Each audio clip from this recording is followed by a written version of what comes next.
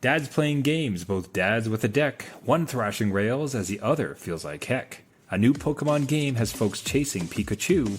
Could it be the last straw to make Jeff buy a Switch 2? Welcome to New Dad Gaming.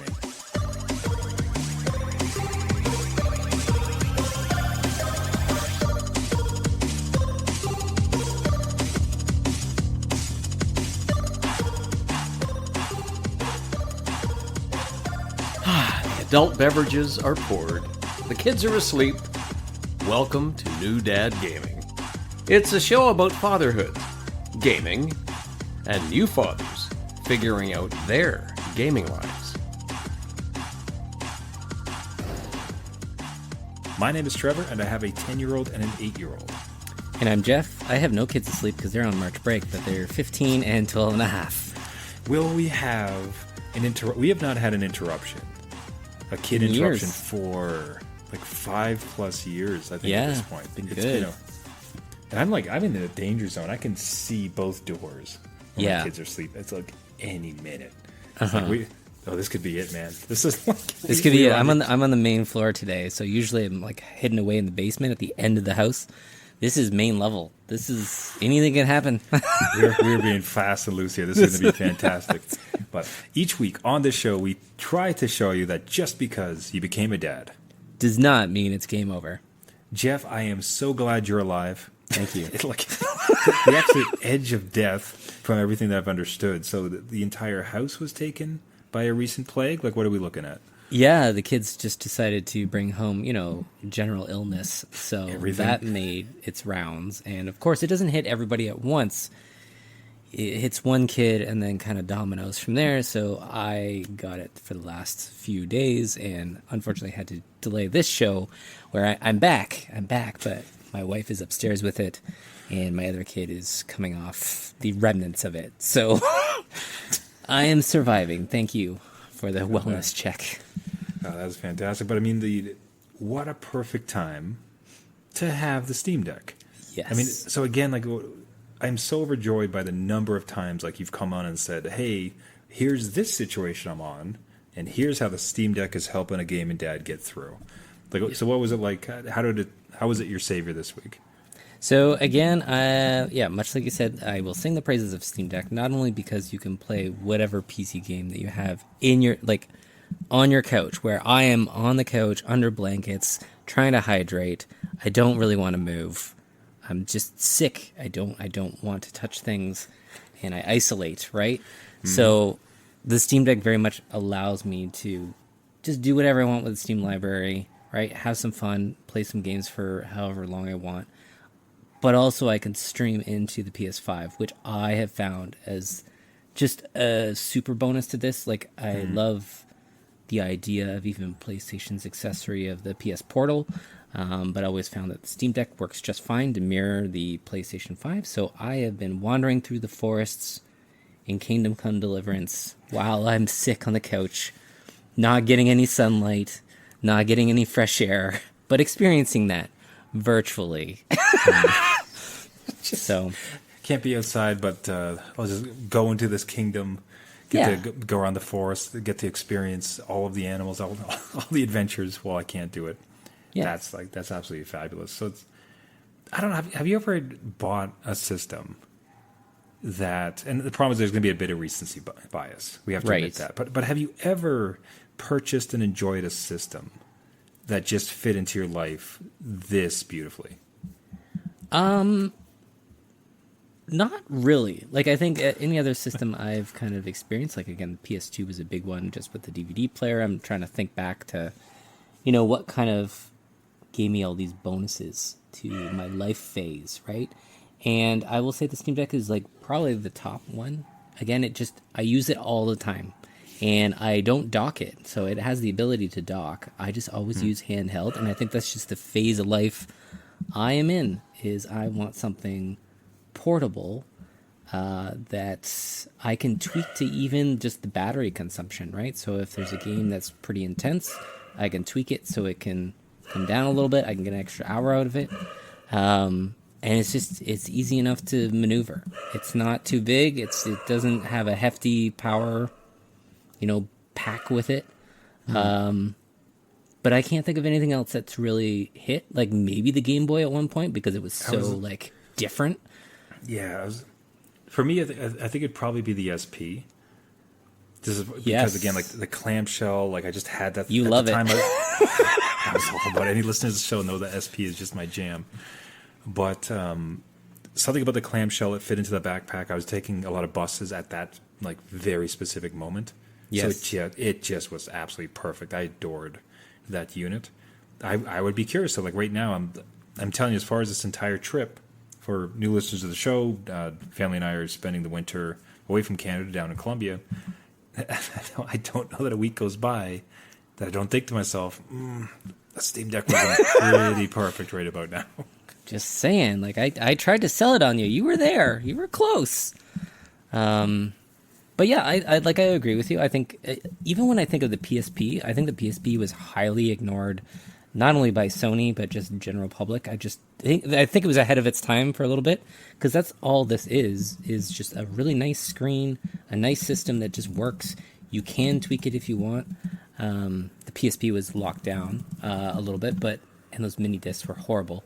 But other than that, like the form factor of that, like the Game Gear-esque form factor, just kind of prefaced the Switch and now the Steam Deck, and now we're hearing rumors of Xbox and PlayStation developing more of this stuff. So, yeah, they kind of it lit the world on fire, and I'm here for it. Like it's such a fantastic future. I'm so excited to see what all the companies come back with. I mean, hell, even the PlayStation Portal, yeah, like kind of taking on new life and getting new features because they sort of saw the way the market was going, and it's like, oh, we can't have this as a dumb screen anymore. We got to make this a bit better. Yeah. So, absolutely love it. So, hey, gaming dads, are you on the Steam Deck bandwagon? Do you recommend I buy one? We'd love to hear from you.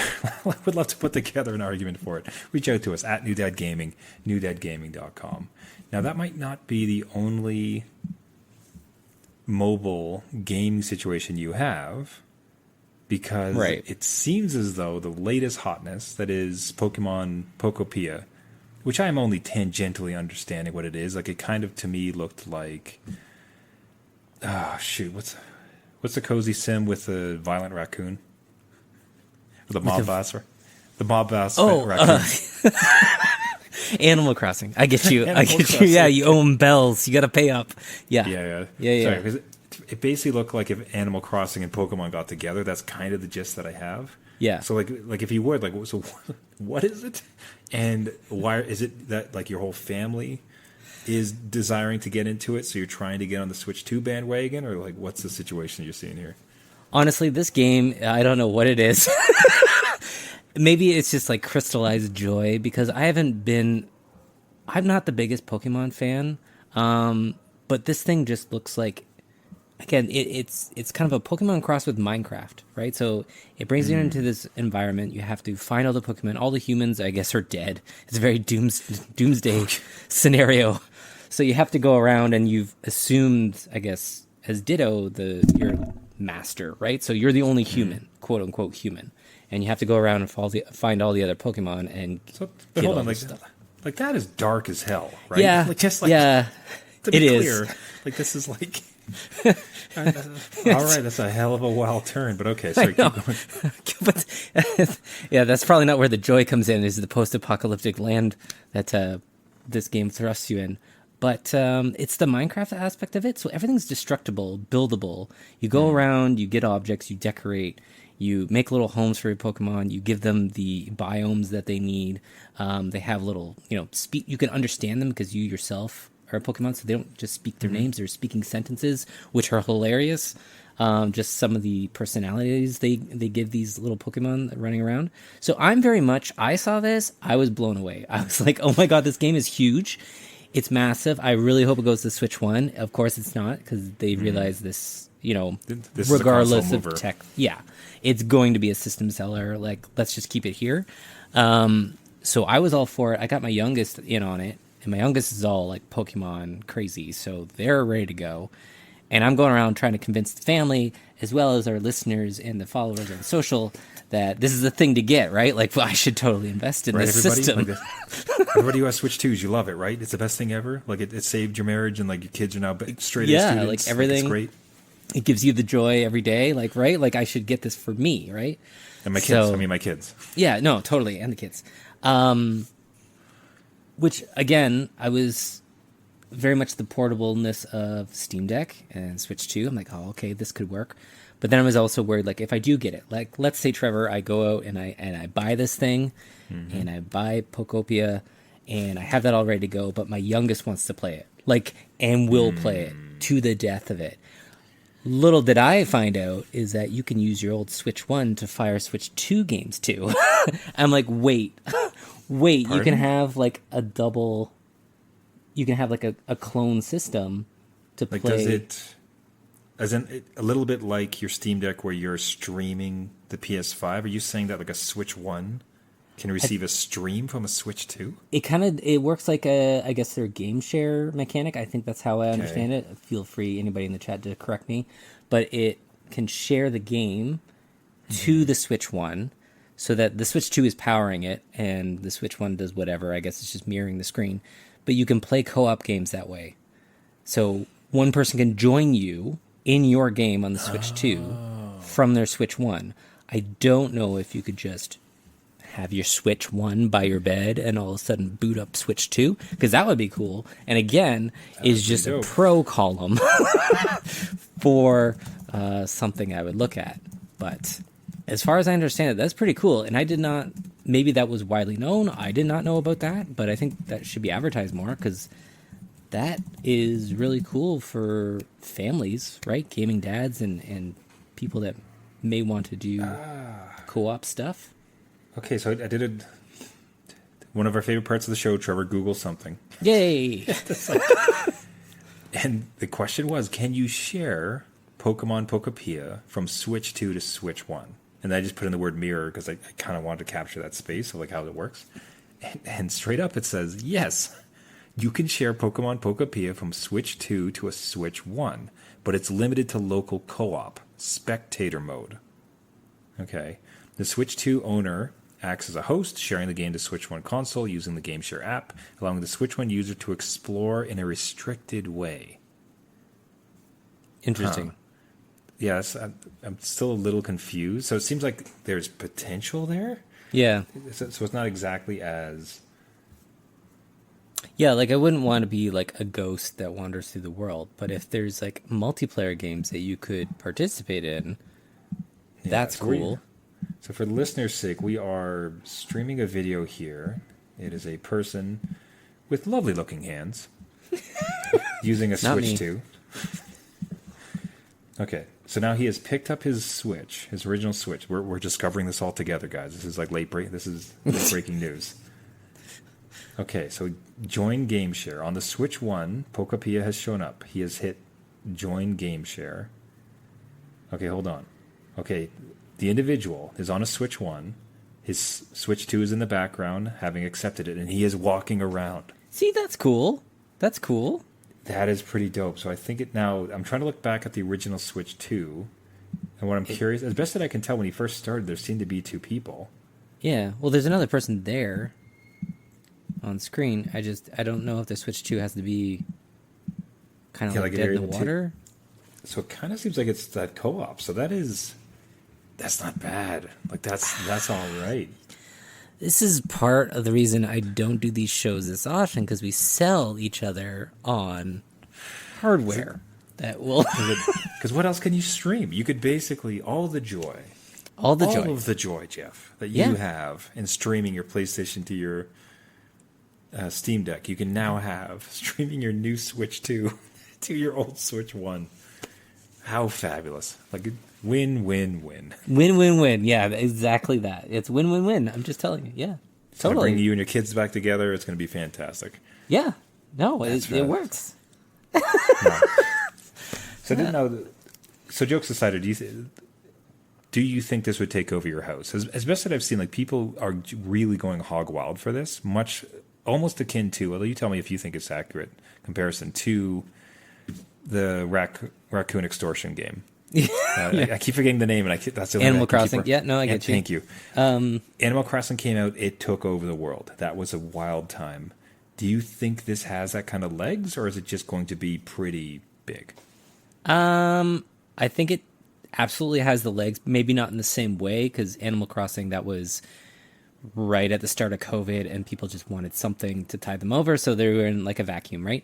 This thing has already sold, I think, 3 million in 4 days, which is like equal to the most, I want to say, the most selling Switch 2 game right now, but outside of Mario Kart World. But it's already like climbing the ranks, and there's just no physical copies anymore. So like it's sold out that way. I think it's just that joy. It's just that vacuum of joy in this product that is absolutely huge. Like, people just thought it would be like a one tiny map, almost like remember Zelda, the Link's Awakening, kind of like the isometric redo of the Game Boy game, like kind of like that. Like, oh yeah, it's like 16 screens big, but it's not really big. No, this thing is massive, and it has all the Pokemon in it, and you have to discover them and build. Like, you can build and alter water, lava, all the liquids and just like have a creative canvas, right? So I think this will, for those people that loved Animal Crossing, will just buy this. Like, they're just waiting for more, right? And I think this really taps on that, regardless if you like Pokemon. Again, I'm not like Pokemon crazy, but this thing is just, it looks so cute and just fun. And you can't die in it. You just go have fun, and you don't owe any bells. There's no debt. As far as I know, there's just humans that don't exist, which might be fine for a while. Maybe that's not such a bad thing. Yeah.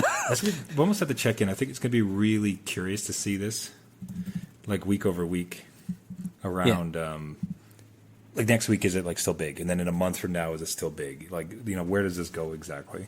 Yeah. So it's going to be, fascinating. And more than anything for me, as far as, like, my own personal vested interest, it's going to be fascinating to see if this is what causes you to break and finally buy the Switch 2.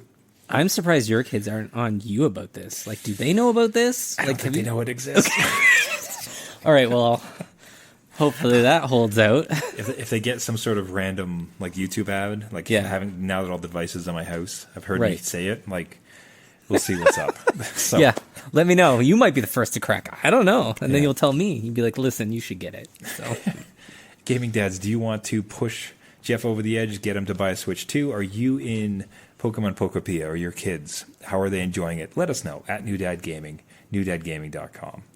So let's instead go way back. That's enough of the future. Let's get into the past. So I had a fantastic experience with my kid recently, and I was like really curious if you had something similar, and I think a lot of other gaming dads could relate. So it's one of those things with Xbox Game Pass where the kids will eventually kind of get bored and just want to see what else is out there. Yeah. And they go through. And for some reason, my youngest decided to look at Skate 3. Cool. Looks at Skate 3, and it's just like, hey, Dad, I'm going to try this. It's like, man, absolutely, I've tossed so many hours into this. Like, let's go. Like, I love this game. I would love to have this on the Xbox. So he's playing, and he's trying to get more, skin. Like, as kids now, obviously it's all about the skins or whatever else is on there. So to do so, you need to beat challenges. So right. He's going, and he's trying these challenges. Like, oh, hey, Dad, have you ever beat this challenge? Could you try? And little bit is like, I'm talking like, I don't want to say 100 hours, like maybe probably 100 hours. Like I've been in Skate for a while. Yeah. I'm like, oh, I can give it a shot, son. Let me see what's up. And I pick it up, man. I'm not kidding. Like double kick flip, like dark slide, like back flip, like 920. It's like, oh, here you go, buddy. Yeah, there's a 6,000 points you needed. See ya. Just like walk out of the room. Oh, it was so great. He couldn't believe it. I was so thrilled. I got to like, and the best part too is like, it's one of the first times where it's a muscle memory. I think anybody gaming dad, I think, listen to this, at least a vast majority has played Tony Hawk.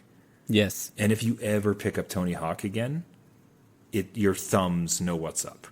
Yeah, absolutely. You know what I mean? Like, you do not forget that because like it ground into us so much. Yeah. So that was a little bit with this situation, and it was just awesome to see the look on his face as I ripped through the challenge he couldn't beat. Have you had something similar with the kid asking you like, oh, could you help me with this? And it's like, let you crack your knuckles, like, let me show you. Let me get in there. Let me show you, kid, how this is done. Yeah, I've had a couple of experiences, but like the one that really like stands out to me would be, again, my youngest was trying Super Metroid on the SNES Mini or the Classic, whatever we had. They were going through all the old games there, and of course, like when they get stuck on like one part where they don't know where to go, or they don't know how to make a certain jump that is almost like pixel perfect to get it to work, old dad steps in there and be like, "Listen, it's not a problem, right? Like, I know exactly where everything is. I know exactly how to get to that spot. Like, freeze this enemy, jump over here. We're good. Like, you don't even need to look at me. Like, don't worry about it, right? It's the same thing with like Mario 64. Like, oh, how do I get past this? Look, like Mario can do this flip. What? They never tell you that. I have to imagine for you, like, your Mario Kart skills are fairly high level. Like, I don't know if they'd ever, like, I don't know if your kids have kind of caught up to you now, or but I'm trying to imagine some of their first times. Like, oh, Dad, are you any good at this? And you're like, oh, I've known to cart a few Marios in my day. just massacre them. Yeah. Like, was that the same one? Was Mario Kart one of those for you? Mario Kart, I think I may have traumatized them because of how good I was at it, because they don't want to play it. Like, that's the one game they don't like, and maybe because Dad knows all the shortcuts and can win, no problem, unless Dad puts on like a 10-second head start or something. But I can come back from pretty much anything. And GoldenEye, we played GoldenEye and Quake. We did multiplayer Quake. Not even a problem, man. GoldenEye, that's mean. That is yeah, cruel, it really is. That feels particularly dark. Sometimes I gave them the golden gun. Didn't matter. You couldn't save them. They were never going to be good enough. Never going to be good enough. Yeah. So I've had all those kind of experiences. It's great. I'm wondering with you, like, are you going to step back in and be like, hey, look, how you doing with that game? Do you need Dad's help, or maybe finish it for them and be like, hey, look at all the costumes I got for you by finishing. Especially the problem with my youngest is that he has such a tenacity. Is that because like he'll just keep going with the challenges and like go, like try. So his trajectory is pretty steep, and I get the feeling he will surpass me pretty soon. Yeah. So I'm gonna have to keep it. If anything, based on that, I should probably try to dip in a few more times. Get a few more moments of shine, before kind of like setting off into the sunset, being a champion. So that's not a bad. I should make a point to be doing a little bit of extra Skate 3 to see if I can still impress him while I can. Well, you kind of want to leave it to like maybe he invites over some friends and they're all struggling with it, and you're like, hold on, everybody, and you just clear the room. You're like, maybe it's a birthday party or something. You come in, you're like, listen, I got this. 1080, let's go. Oh my God. What? Oh, he's doing the Christ here. Oh my God. His dad's amazing. This is the coolest dad ever. Don't you forget it. And then you peak. Right. And then it's just all downhill. No, you just live with that for a while. You get to enjoy it. Yeah. Hey, gaming dads, have you ever done something similar? Have you stepped into a kid game to show them your old school skills? We'd love to hear about it at New Dad Gaming. newdadgaming.com. So I wanted we'll wrap it up here, but I did want to call something out. And I don't want to make too much of it for a couple of reasons. Number one, I don't necessarily like the language around it. And the way social media goes, you sort of like one thing, it becomes a fire hose of this is the only thing you're going to see now for like the better part of a week. Yeah. But there are two trends that started to come across my feeds, and it was very heartwarming. And I think in many ways it kind of captures a little bit of what we're trying to do here, and like the dads that we talk to. Like one of the greatest parts, as Jeff and I say towards the end of the show, is like talking to other dads, gaming dads, and like sharing stories, swapping horrors and everything else in between. So we know that there are great dads out there doing some really great work and trying to step things up. And the trend that I started to see was this. And again, this is where I don't necessarily like the language, but we'll take the higher road on all of it, it's women posting these videos of, well, I didn't marry a loser. And it starts like in the classic fashion of, oh, you're going on a business trip. That's amazing. Like, who's taking care of the kids? And they're like, the father, my husband. It's like, oh my God, how'd you get him to babysit? and they'll just look dead eye in the camera to like, well, Karen, I didn't marry a loser. Yeah. He's the father. He's the father. He knows what to do. It's fine.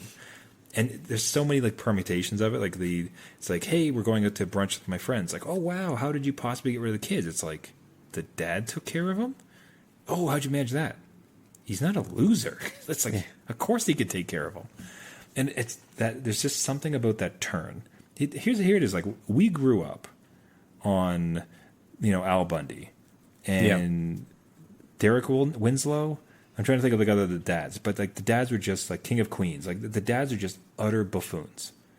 It's like, oh, we need to do a sitcom. Well, the dad's going to be an idiot, of course, and that was always the stereotype. But like dads can't find anything. Dads don't know how to change a diaper. Dads don't da da da da. Right? We're just like, you were the, we're just like on the ground getting kicked constantly about it, and so to now see this take off in some sort of trend where it's just like, yeah, like my husband's a great dad and he's very competent. He's able to take care of him. Like, what's your problem?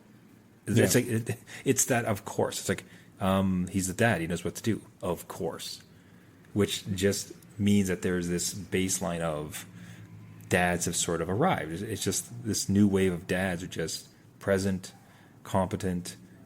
There's a lot of effort, and it's just heartwarming. It was just something nice to see amongst the sea of awful social media sometimes that you'll get.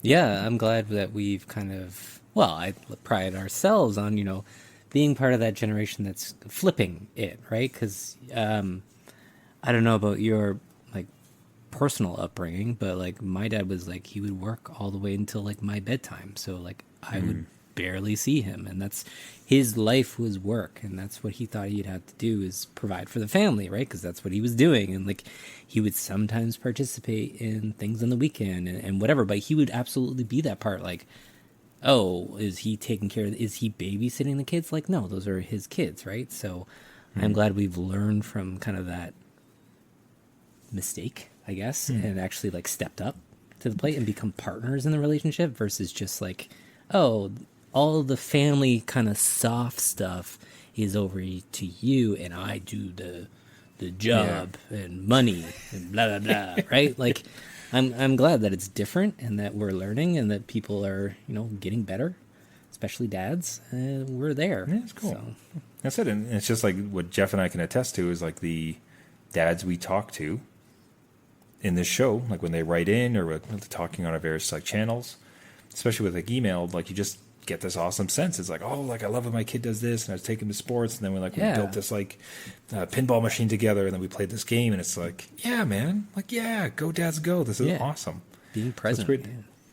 Yeah, and that's like that. It reminded me that one of the other ones I've seen is like studies show that millennial dads are spending 3 times more quality time with their kids than previous generations.